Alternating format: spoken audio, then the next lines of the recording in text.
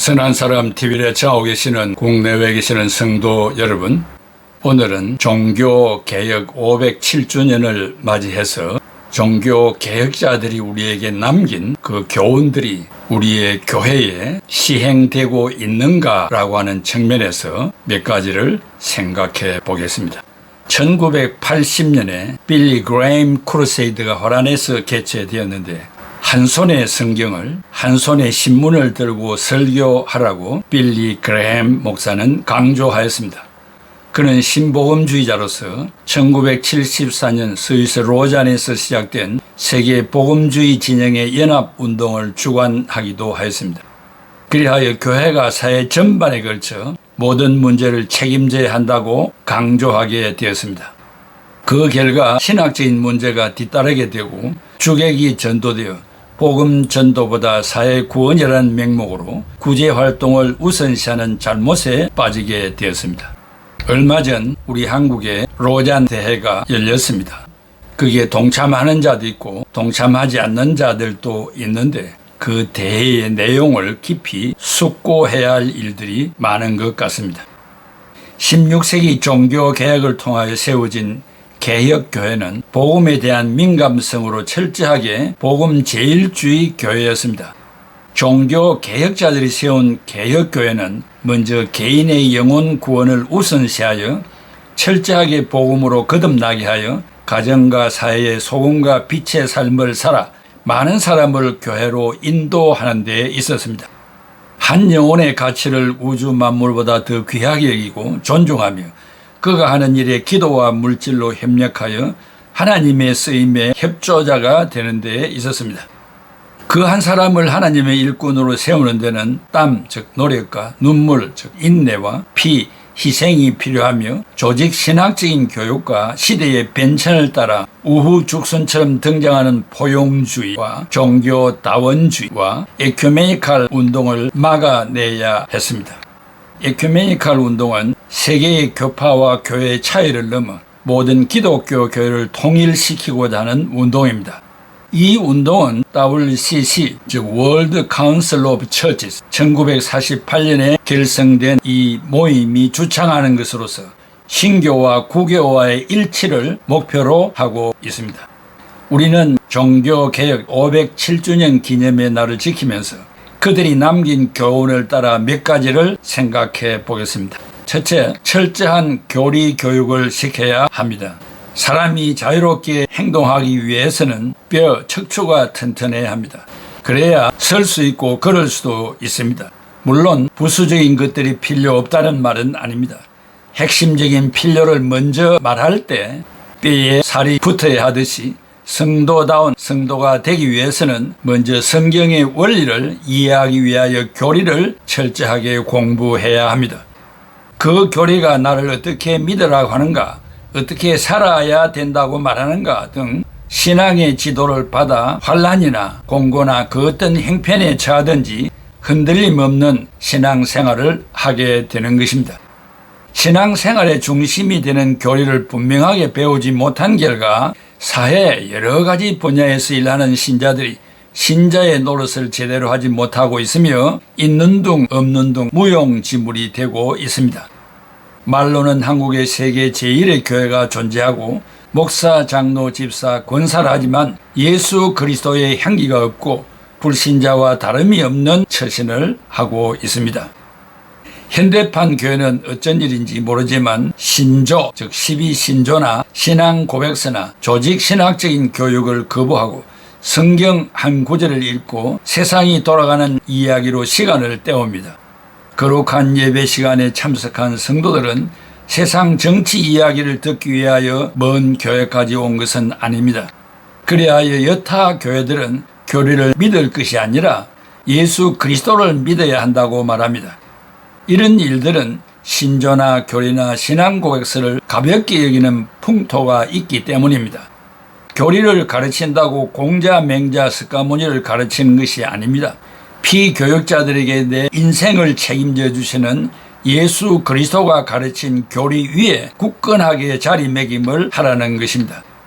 종교 계획자들이 가르친 12신조나 대소요리 문답서나 신앙 고백 없이 성경을 일률적으로 바르게 이해할 수가 없습니다. 우리는 신앙 고백주의는 배격해야 하지만 신앙 고백은 언제나 암송해야 합니다. 성경은 지침서가 없이 개인이나 교회가 이해하기에는 너무나 방대하고 어렵습니다. 오히려 교리서나 신조는 신자들을 연합시키며 신앙을 강건하게 만듭니다.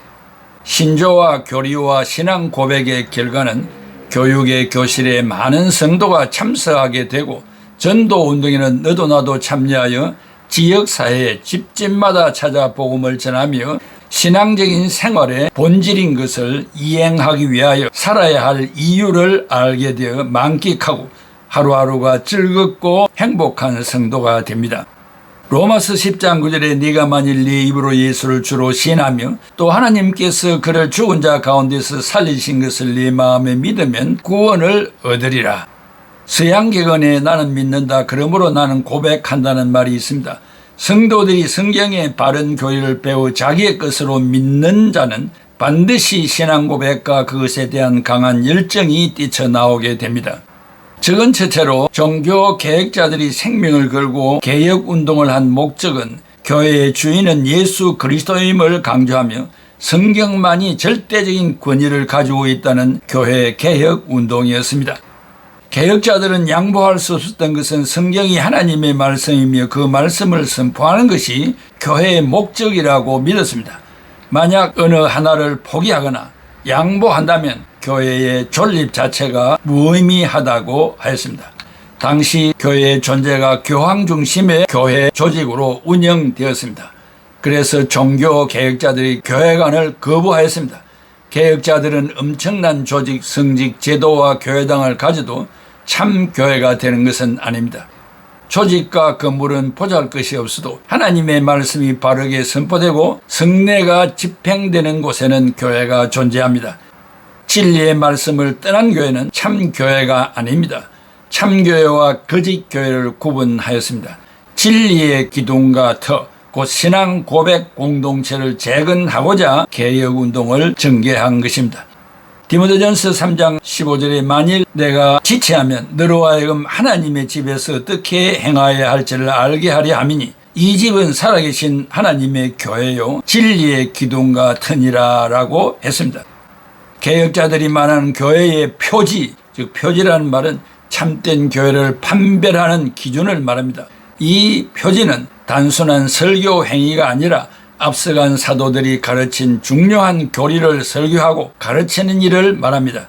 그들은 교회 안의 미신적인 행위와 형식적인 예배의식을 개혁하고자 하였습니다. 성경이 제시하는 진리를 가르치고 그 말씀을 중심으로 예배를 드리는 것이 중요합니다. 성수를 뿌리고 무릎을 꿇고 가슴에 십자가를 걷는 형식으로 성부, 성자, 성령하는 절차를 밟는다고 참 예배가 되는 것이 아닙니다. 예수 그리스도와 사도들이 가르친 진리의 말씀을 설교할 때 비로소 구원의 길이 제시되며 살아계신 하나님께 드리는 예배가 됩니다. 종교 개혁자들은 교회의 사도성이 어떤 인물과 처소와 지위로 개성되는 것이 아니라 신앙과 교리의 개성으로 유지된다고 했습니다. 신앙 고백 공동체가 전하는 복음, 성경, 12신조를 의심할 것 없이 교회의 표지로 삼았습니다. 이러한 확신을 바탕으로 그들은 오직 성경, 즉 솔라 스크립추라, 하나님의 영감으로 기록된 성경의 토대를 둔 진리의 기둥과 터, 곧 신앙 공동체를 세우는 것입니다. 종교 개혁자들이 오늘날의 한국교회와 신학을 목격한다면 어떤 생각을 할까요? 말씀과 교례를 무시하는 교회, 진리를 분명하게 제시하지 못하는 교회, 십자가가 없는 설교, 부활과 영생에 대한 고백이 없는 교회와 신학을 지적할 것입니다.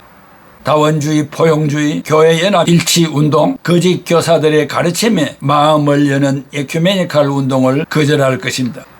한국교회 설교자가 강단에서 설교하는 행위를 교회의 표지인 말씀 선포로 여기는 것은 아닙니까? 예배와 교육이 설교 위주로 진행된다고 하여 개혁교회의 표지를 가진 것은 아닙니다. 교회의 표지는 바울이 가르치고 사도들이 전한 복음, 초대 기독교인들이 박해중에도 믿고 확실한 교리를 선포하는 일이었습니다. 중추적인 기독교 교리를 거부하는 자들의 설교나 인본주의적 내용으로 일관하는 설교는 교회의 표지가 아닙니다. 적은두째, 만인 제사장 제도를 따릅니다. 종교 개혁자들은 교회를 신앙 고백 공동체로 인정하였고 결단코 조직적인 계급 제도를 인정하지 않았습니다. 교권 개념의 계급적인 교회관을 개혁하였습니다. 개혁교회는 목사, 장로, 집사들에게 상하의 구별이 없고 다만 직임, 즉 직무상 맡은 임무가 다를 뿐입니다. 집사가 장로가 되는 것은 승진이 결코 아닙니다. 장로로 심호하다가 은혜로 부름을 받아 정규 신학을 공부하여 노예로부터 안수를 받는 것도 승진이 아닙니다. 개혁자 마틴 루터는 말하기를 모든 크리스찬은 참된 주님의 제자들이며 직분자들 사이에 하등의 구별이 있을 수 없다고 하였습니다. 루터의 만인 제사장 제도는 계급주의와 사제들의 제도의 정면으로 도전하였습니다. 성직자와 평신도들 사이의 계급적 구조를 철저하게 배격하고 모든 크리스찬들은 동등하다는 것입니다. 개혁자 존 켈빈은 말하기를 만인 제사장 제도를 보완하여 안수례, 즉 머리에 손을 얹고 안수하는 안수례에 의해 목사, 장로, 집사로 세움을 받아 영적 직무를 수행하는 자들입니다. 이들의 보살핌을 받는 일반 신자들이 하나님 앞에서는 동등하지만 맡은 직무가 각기 다르므로 직무 자체가 구분이 된다고 가르쳤습니다. 무질서를 싫어한 켈빈은 교역자의 권위와 특권을 인정해야 한다고 생각했습니다. 공동체의 질서와 복음 전거의 권위를 유지하기 위하여 직능의 구분이 필요하다고 보았습니다. 교회는 살아있는 기관이기 때문에 일정한 질서가 있어야 합니다. 각각의 직분 사이에는 질서가 유지되어야 하고 존경과 신뢰의 바탕을 둔 사역이 이루어져야 합니다. 인도를 받는 성도는 나를 인도하는 사람을 배나 존경할 자로 여겨야 하며 인도하는 자에게 순종해야 합니다. 히브리서 13장 17절에 너희를 인도하는 자에게 순종하고 복종하라. 그들은 너희 영혼을 위하여 경성하기를 자신들이 청산할 자인 것 같이 하나니라. 그들로 하여금 즐거움으로 이것을 하게 하고 근심으로 하게 하지 말라. 그렇지 않으면 너희에게 유익이 없나니라. 신자들이 목회자를 존경해야 하는 것은 마땅한 일입니다. 한국 교회는 교회 직분들을 계급의 개념으로 생각합니다. 일반 성도보다 서리집사가 되어야 하고 서리집사보다는 장립집사가 되어야 하고 장립집사보다는 장로가 되어야 하고 장로보다는 목사가 되는 것이 좋다고 생각합니다. 특별히 장립집사는 장로가 되는 단계로 보고 있고 장로 부인은 반드시 권사가 되어야 한다고 생각합니다. 한국 교회의 계급적인 직분 이해와 교권적 교회관은 성경이 말하는 교회 직분의 본질을 오도하는 것입니다. 즉 잘못된 길로 인도하는 것입니다. 혹시 유교의 장유유서나 서열 의식과 같은 전제 정치 문화와 권위주의의 산물이 아닌지 모르겠습니다. 한국교회의 계급적인 직분 이해는 다양한 형태로 나타나고 있습니다. 장로 직분이나 권사 직분을 두고 잡음이 생기는 경우에 장로가 빨리 되고 싶어하는 경우와 권사가 되고 싶어하는 경우입니다. 공동이해에서 장로나 권사로 피택되지 않는 일로 교회 안에 갈등을 일으키기도 합니다. 교회를 섬길 기회를 얻기 위해서가 아니라 높은 계급장을 달기 위한 것입니다. 교회 헌법이 정해놓은 나이가 훨씬 넘었는데도 명예 장로나 명예 권사라는 직위를 만들어 성격시켜서 공포하는 행위입니다. 이것은 계급의식과 무관하지 않습니다. 한국 교회가 탁월성을 가진 교회가 되자면 교회 지도자들의 연령이 젊어져야 한다고 생각합니다. 교회 시무 장로의 연령이 40대 50대로 낮아져야 합니다. 장로의 연령이 높을수록 교회의 역동성이 부족해진다는 것입니다. 교회 주부의 장로들의 명단 배열을 가나다 순이 아니고 장립받은 순서에 따른다고 합니다. 그리하여 수석장로, 선임장로라는 말이 생겼고 당회석을 배치하는 데도 엄격한 서열에 따르고 있습니다. 교회 안의 계급의식은 교회의 영적인 활기와 역동성을 잃게 됩니다. 계급의식이 강한 교회일수록 의식적이고 건조하고 열정이 없습니다. 종교개혁 기념일을 맞이하여 이런 행위를 가감하게 개혁해야 합니다. 현대교회에서 그리스도의 사랑, 기쁨, 자유, 평화, 화해, 용서의 보람을 누리기가 어렵습니다. 권위주의에 깊이 빠지면 빠질수록 더욱 권위주의적이 되고 반지성적이 됩니다. 이러한 교회의 예배에 참석하는 사람들은 무겁고 어두운 분위기에 억압을 당하여 결국 교회를 떠나게 됩니다. 한국 교회가 개혁교회다운 정체성을 회복하는 길은 먼저 진리에 대한 교리 교육을 회복하는 일입니다. 이상적인 개혁교회는 신조와 신앙 고백을 중요하게 생각하며 하나님의 말씀 선포를 교회의 표지로 간직합니다. 기독교의 중요한 교리를 명료하게 가르치고 확고하게 고백합니다. 진리에 대한 민감성을 가진 신앙 고백 공동체가 교권주의, 중세기의 미신, 새로운 형태의 이단, 거짓 교사의 가르침 등의 저항력을 가질 수 있고 하나님 사랑과 교회 사랑의 의무를 성실히 감당할 수 있습니다. 종교개혁 기념일을 맞이하여 우리가 할 일은 현재 교회가 개혁자들의 가르침을 따르고 있는가를 되돌아보고 각성하는 일입니다. 사랑하는 애청자 여러분, 여러분이 출석하는 교회는 이리 보아도 저리 보아도 계급적인 직분으로 이루어져 있지 않습니까? 앉는 좌석도 계급으로 앉는 것이 아닙니까?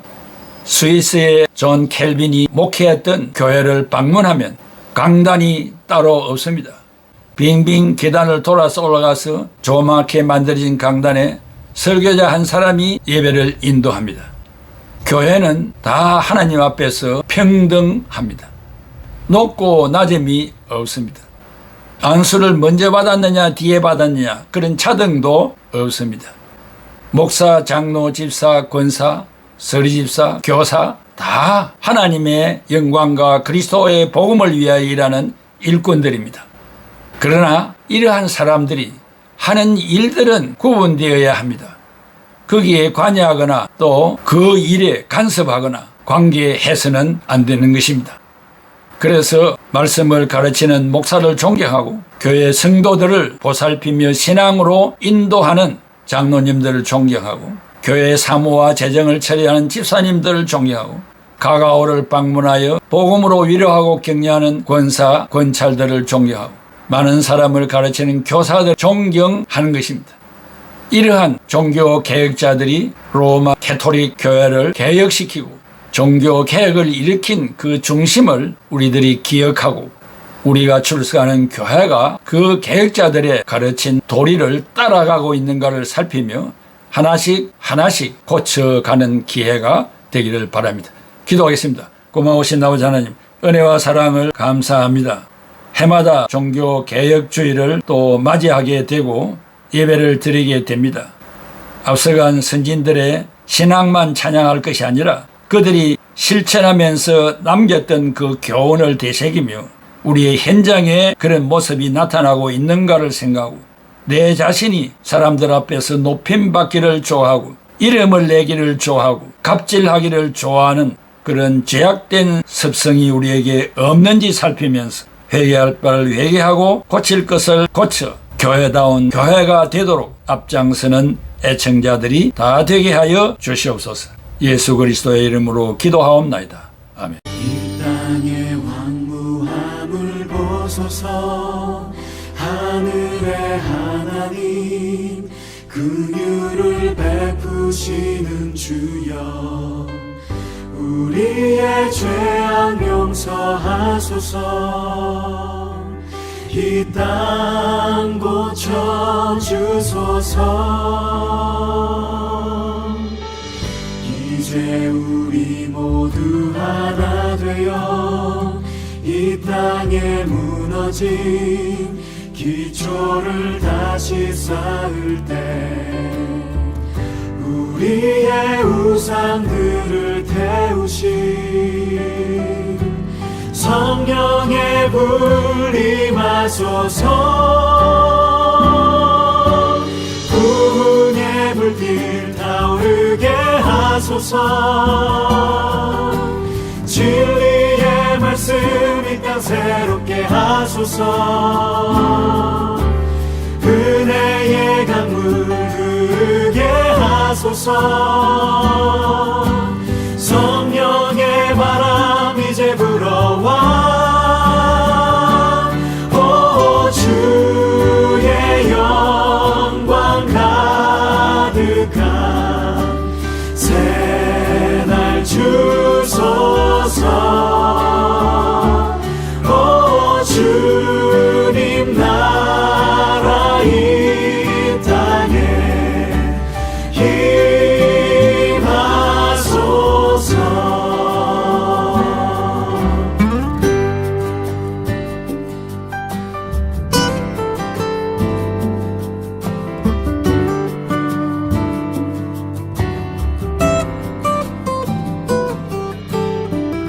이 땅의 황무함을 보소서. 하늘의 하나님 긍휼을 베푸시는 주여, 우리의 죄악 용서하소서. 이 땅 고쳐 주소서. 이제 우리 모두 하나 되어 이 땅에 무너진 기초를 다시 쌓을 때 우리의 우상들을 태우신 성령의 불 임하소서. 구원의 불길 타오르게 하소서. 진리의 말씀 이 땅 새롭게 하소서. 은혜의 강물 흐르게 하소서. 성령의 바람 이제 불어와. 오 주의 영광 가득한